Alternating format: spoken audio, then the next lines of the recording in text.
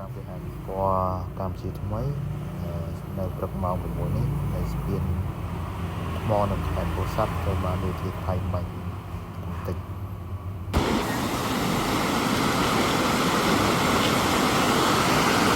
នៅវិមានម៉ោងហើយជា3រសៀលនេះទិសប្រាសាទព្រះវិហារកំពុងចាប់ដៃខ្លាំង F6 កំពុងឆ្វែង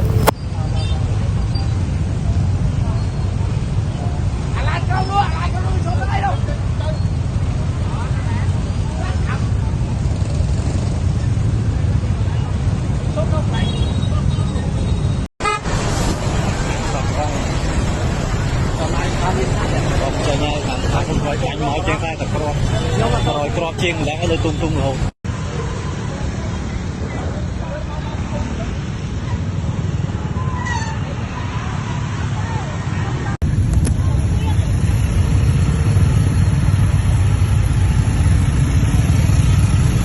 បងតែខ្មែរទាំងអស់គ្នាឥឡូវនេះគឺអាថ្ងៃនេះថាវាបាញ់មកដល់ខេត្តកោះកុងហើយពួកខ្ញុំពុំជំនះឲ្យផុតពីស្ពាន